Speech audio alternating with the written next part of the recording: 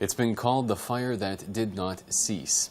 After days of heavy shelling by Russian-backed militants, despite a ceasefire signed in Minsk last week, Ukrainian troops were forced to withdraw from Debaltseve, a strategic town in eastern Ukraine that links the militant strongholds of Donetsk and Luhansk.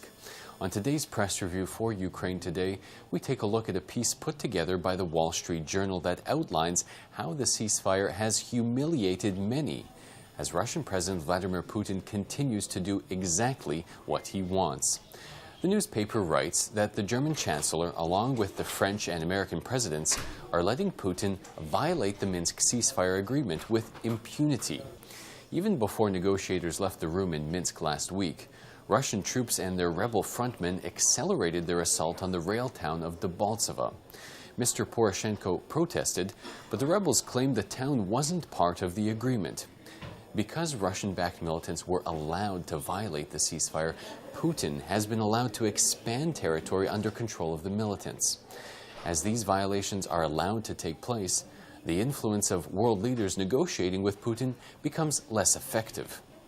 The cutthroat in the Kremlin wants a greater Russia that he can dominate. He, Putin, wants a cowed West that will leave him to it.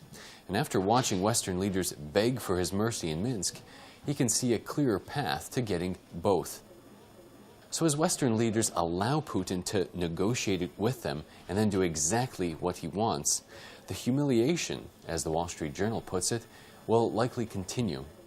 That's all from us here today. Join us again next week for another press review from the Ukraine Today newsroom in Kyiv.